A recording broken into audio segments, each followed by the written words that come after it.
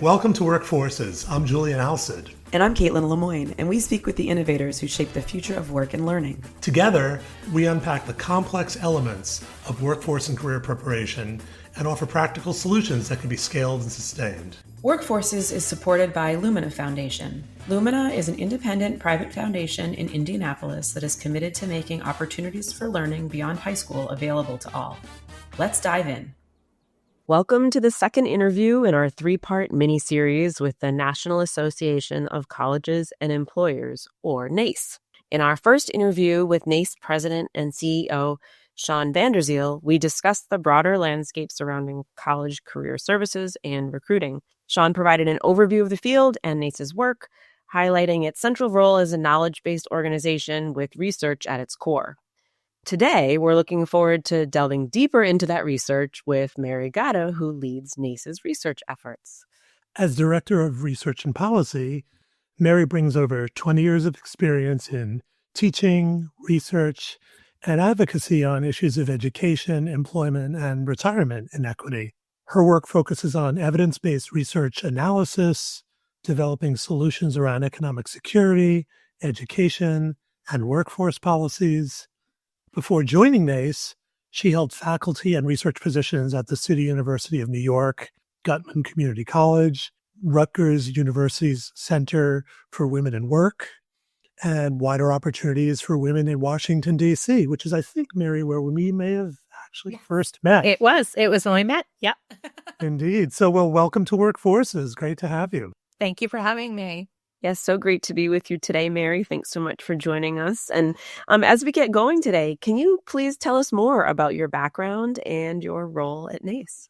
I come out of higher education. For the most part, I spent most of my career in higher ed, in faculty roles. My training is in sociology, so I have a PhD in sociology. And my study, my research, and also a lot of my teaching has really been around work and understanding work, the impacts of education on labor market rewards, looking at the impacts of systemic inequities and how to mitigate them. So when I joined NACE as our Director of Research and Public Policy about 4 years ago, I was really excited because one of the work that we do in terms of our research work at NACE really focuses on how to better understand the outcomes, the career outcomes of college graduates, how to understand it across levels of equity, and also how to understand the employer side. Like, what are employers looking for in recent college grads? So it was a really great opportunity to kind of marry all of that for my own career. And also, we know how important evidence-based research is around career outcomes for college graduates and for university recruiters. So that is really the focus of our research work at NACE. So tell us a little bit more. I mean, at NACE, you're sitting on a real trove of data. So I know you must be in researcher heaven. Tell us a little bit about that data that you sit on and add a little bit more about specifically the types of reports you generate and who uses them and who they're intended for. We do a variety of surveys of our research throughout the year. And we, in terms of kind of our samples, who we are using, we're fortunate that we're able to survey our members, both our higher education members, who mostly sit in the career service kind of field, and also our employer members who really focus on university recruiters. And what we do throughout the year is do research sort of on career centers, right? Career services. So what's going on in higher ed? What's going on with employers coming to campus to recruit, career fairs, kind of those kind of basic benchmarks. We also, on the employer side, look at recruiting benchmarks. So what does the recruiting cycle look like, right? What is the hiring cycle look like for college grads? What is the hiring cycle for internships? What are the projections for the upcoming graduating class in terms of entry-level hires? What are employers, how are employers thinking about things like skills-based hiring, for example, and skills-based practices? So throughout the year, we surveyed both our higher ed and our employer communities on those topics. We also, once a year, do a student survey where we send that out in the spring through our higher ed partners to students, right? Where we are able, how are students thinking about experiential learning? What have been their experiences? How are students thinking about the job market? What have been their experiences on how many interviews have they had? How have they sourced those interviews through career fairs, networks? This year, for the first time, we did over this past summer a survey of early career talent. So we surveyed college grads who are 1 to 10 years out to kind of look a little deeper into their outcomes. How did things like experiential learning opportunities during their college tenure impact their career outcomes? And then the final little piece of data we do is it's not little, it's actually quite big, is our first destination survey, which is we look at aggregated levels of what are the outcomes 6 months post-graduation. So that we're in the process now of collecting that data for this class of 24, and then that report will be out in the fall. So you are busy. There's a lot you're collecting from a lot of different stakeholders, and really living at the intersection of these worlds is really fascinating. Can you tell us? I mean, there's so many different directions we could go in this conversation, but given that you've recently conducted the job outlook for 2025, can we start there? Like, what have you learned? Yes. So we have just released, this is hot off the press, our job outlook survey, which is a survey of our university recruiters of employers about what the job outlook looks like for the class of 2025. And we do this survey twice a year, I should say, once in the fall and getting those projections, and then again in the spring. So what we are seeing now from our very, very hot off the press data is that right now, college graduate hiring is expected to be about flat, right? We're just seeing about a 0.6% increase. And just to put this in a little context, in comparison, in the fall, when we surveyed our employers, their projections was they were expecting hiring to increase over 7% from last year, from the class of 24's levels. So I think that's a really important data point that now that we're into the spring and we're seeing basically kind of flat increase, a flat hiring projection, really not much of an increase from last year. When we go a little deeper into it, we see that about 65% of the employers in our survey intended to maintain last year's hiring level, and a little less than a quarter expected to increase that. And just related to that, we do an internship survey every year looking at the benchmarks and the hiring. And in our internship survey that we conducted just this past winter, we saw that employers were expecting to bring in fewer interns this year than they did last year. They're projecting a decrease in about 3% in intern hiring. So that's sort of an early sign that there might be some softening going on around hiring, because typically our job outlook projections and our internship projections are kind of run or pretty much align. So that's sort of just another interesting point that we're seeing right now.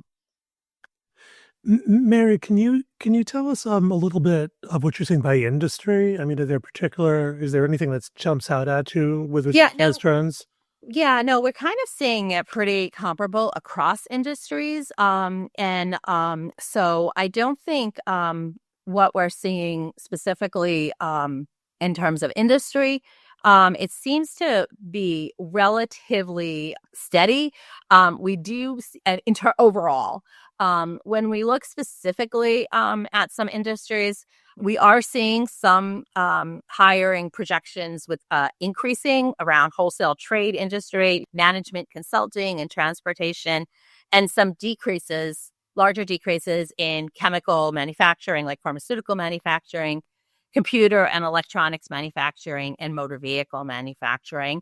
But of course, with any industry analysis, our ends are really important here. So I would just take that a little bit into consideration, but that's pretty much what we're seeing. It's interesting to hear you speak about it sounds like it was a separate survey done around internships, but seeing that there's also a slight decrease there. And I feel like we're hearing kind of across the landscape the importance of experience and going into the job market with experience? I'm curious just to hear your thoughts. We did a survey about 2 years ago on employers, and 80% of employers told us the best return on investment they get for recruiting strategy is internships. And further to that, in our job outlook, we collect data on the using the GPA as a filter. So what that means is our employers using the GPA to filter out college grads. And back in 2019, before COVID, about 75% of employers said, yeah, they're using the filter. The GPA is a filter. Now we're seeing that decrease to about anywhere between 30 and 40% of employers.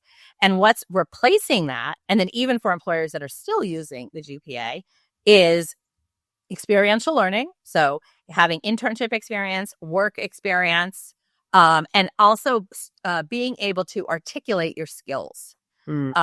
So I think even though we're seeing a dip in internship and projections of internship hiring, experiential learning writ large is really important for as a recruitment strategy. And then just added onto that, in our early career talent survey that we conducted over the summer, we ran the analysis of students who did some type of experiential learning, whether it was an internship, whether it was undergraduate research, whether it was work study, study abroad, and those who did not. And what we found in the first 1 to 3 years after graduation, those who were experiential learners had more jobs, career satisfaction, saw a higher value to their higher ed, and had an average of $15,000 higher salary. We very much have consistently seen in our research the importance of experiential learning,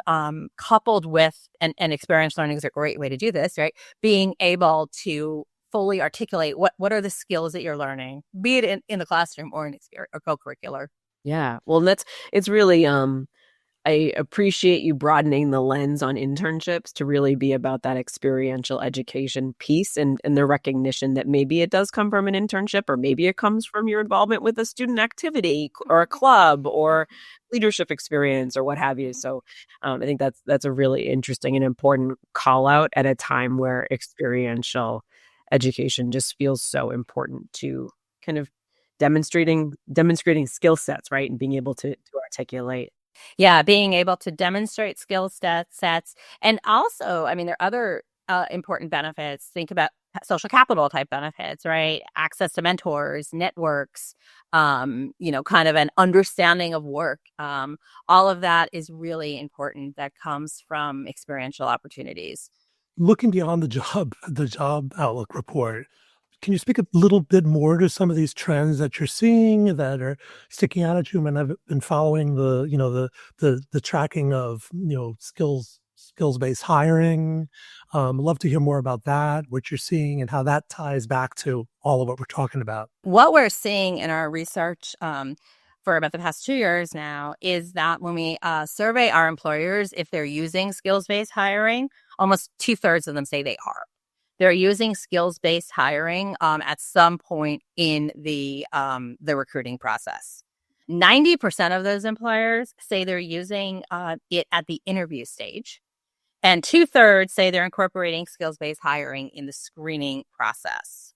So they another 3/4 also said that they've developed skills-based job descriptions, for example, and more than half use a kind of a skills-based interview rubric. And then obviously assessments kind of play a role here too that we know. And about 40% of our employers created internal assessment tools to assess skills, and another quarter or so use external created tools. So I think skills-based hiring, I mean, the fact that 2/3 of our employers are saying they're using it at some point shows it's really important. And it's really important that college grads and that we help prepare college grads to be in an interview, in have a resume and a cover letter that is focused around skills-based hiring, right? And that incorporates those practices.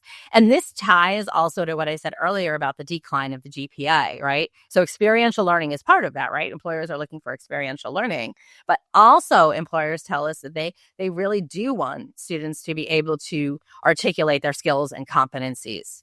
So, and be that, in their interview, be that through their descriptions, et cetera, through a work portfolio, that is really important. Another, critically important thing that employers are telling us. So helping prepare students and college grads for that will help, kind of get them prepared and give that an important leg up. So then how do these trends kind of shape the advice and the guidance that NACE provides, career services professionals and students and employers? Yeah, so I think our research is helpful, across the board, right? So when we're able to get our data, whether it be around skills-based hiring, the GPA, from employers, higher ed, career service centers, faculty, staff, et cetera, are able to then incorporate that into their workshops, into their curriculum in the classroom, right? So having that knowledge of what employers are looking for from amongst college grads will help them maybe adapt syllabi, for example, to align course outcomes with competencies, career readiness competencies, right? So the students can then kind of share with a prospective employer. In my sociology course, for example, I learned sociology and theory and methods, but I also developed critical thinking skills by engaging in a research project. Or I worked in teamwork on a group project on X. So that data is really important. The data also from our student survey, for example, we ask our students, what are they looking for in jobs? Like, what are the benefits they're looking for? What are the attributes of the job? And overall, our data shows they're looking for economic security type benefits, right? Job security, for example. So that helps to inform employers, right, when they're recruiting students. On what graduates are looking for and what college grads are looking for. So that is really, I think, helpful. I think what's exciting about our early career talent survey, for example, is for the first time we were able to kind of look at, in a self-reported way. Obviously, all the data from students is self-reported, but how for the data around experiential learning, for example, how we're able to see a correlation between taking or participating in experiential learning opportunities during your college years and the impact on your early career.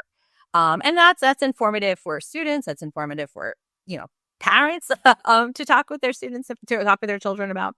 So I think that's really also helpful. We also have, compensation guides, for example, internship compensation guides that are helpful for employers to sort of gauge, intern pay. We do a salary survey every year. And I should say our first destination survey, which is the survey that we have on what are the outcomes 6 months out, that is open to the public. So that is not behind a paywall at NACE. And we have a dashboard and you can filter that by type of school, region, the Northeast, the Southeast, et cetera, the West. And that can also help you think about by major. So it gives students, it gives, everyone really a sense of, what are the outcomes across different, whether it's geographic variables, types of Carnegie classifications, et cetera. So I think, college outcome data is really important. Because obviously it helps to inform a student's decision about their major, their career path, but it also helps inform both employers and higher ed professionals about each other, right? Because they're both really important part of the college recruiting. No, absolutely, Mary. And I think it's really interesting to hear you talk about how kind of some of these shifts that are happening, like, for example, when you raise skills-based hiring or an emphasis on internships. I'm curious to know, given your years in this space, what are some of the trends you've kind of seen shift pretty significantly over time? And in addition, what are those shifting, I guess, when you've seen those things shift over time, what does that make you think about for like future state, where we are now and where we're headed? One of the things I think is, and it's something we're working on at NACE, is really engaging faculty in these conversations, connecting career services and faculty more directly. We do know from our student survey that students go to their faculty for career advice. speaking as a former faculty member, we need to help ensure that our faculty are able to connect the amazing work that we're doing in the classroom in our disciplinary area with careers. Right. And that, really requires us not to really change our syllabi significantly in any way, or what we're teaching differently in any way. But what it really does, it just kind of overlay on, I'm learning these sociological skills, right? Or I'm learning these skills in biology. But how do I help my students translate that in an interview? How do I help my students connect that? How do I engage in some type of experiential learning with my students in the classroom on that? So I think we are seeing more and more, the importance of that, right? Students are saying they're going to their faculty for advice. And last year, we did a survey with the Society for Experiential Education and AAC&U on faculty who said both students and alumni are coming to them for career advice. So I think that's an important trend that we need to continue to provide the support and the professional development for faculty and career services to connect and work together collaboratively so that faculty have the knowledge and the resources to help students on this. And I think that's something that we're seeing, really good shifts on. I mean, in our work. And faculty, like everyone in higher ed, I think really wants their students to succeed.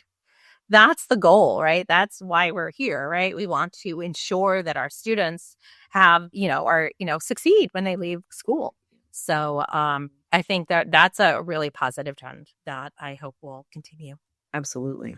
Mary, with that, just those discussions with faculty, to what degree are they touching on the whole notion of skills-based approaches? I mean, that's a really big kind of crosswalk, I think, for many colleges and very challenging. So one of the first ways that we've been working with faculty is just to help folks look at their syllabi, look at their classes and look at it from not only the lens of their discipline and the learning outcomes, but also the lens of our NACE career readiness competencies, right? And aligning, just doing a very basic alignment of the learning outcomes that I already have in my course and how do they align to one of our 8 NACE competencies: critical thinking, technology, diversity, equity, inclusion, teamwork, etc. And then just kind of framing that in the classroom more. That's all it really involves. When I taught in sociology, one of the things I would do in aligning those competencies is when I would then assign an assignment that I would talk about not only how the assignment was tied to learning sociological research methods or sociological theory, but also how does it connect to just career readiness competencies that employers are looking for. Another simple way of doing that is having just a very low stakes on a paper, for example, where students write a paragraph reflecting how I worked on this sociology paper. Can also be connected to what are the skills that I learned broadly around career readiness.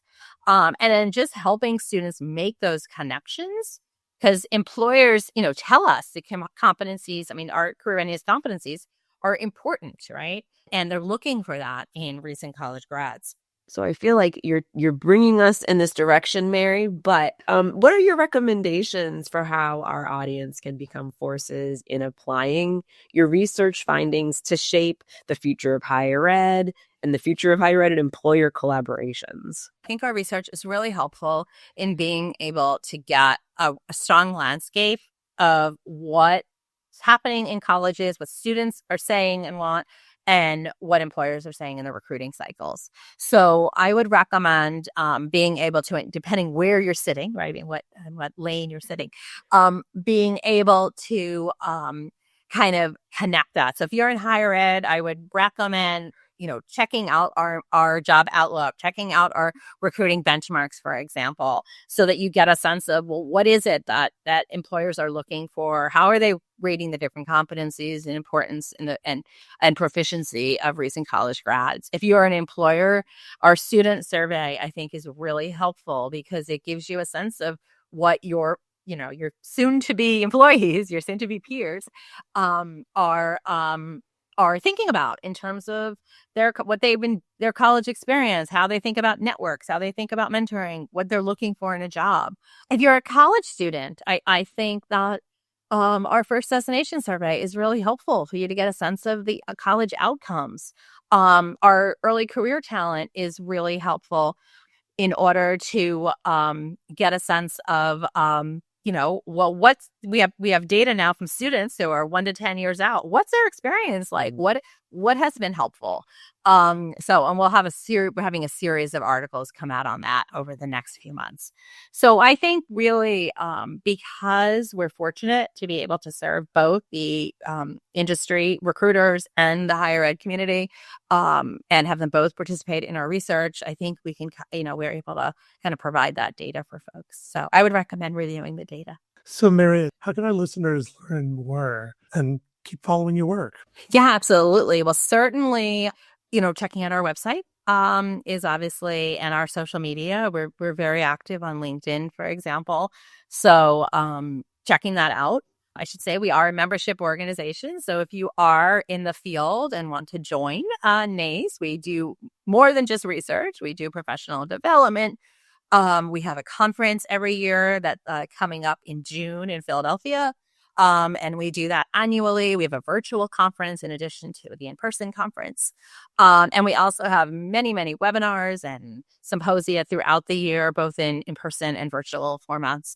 So I would definitely recommend kind of checking us out online. Sounds like it's a lot more research, too, if you're a lot more access to the research if you're members. So, yeah, cool. Well, thank you so much for taking the time. Really appreciate it. Thank you for having me. Yes, thank you so much, Mary. That's all we have for you today.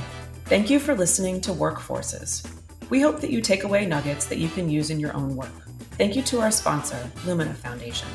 We are also grateful to our wonderful producer, Dustin Ramsdell. You can listen to future episodes at workforces.info or on Apple, Amazon, and Spotify. Please subscribe, like, and share the podcast with your colleagues and friends.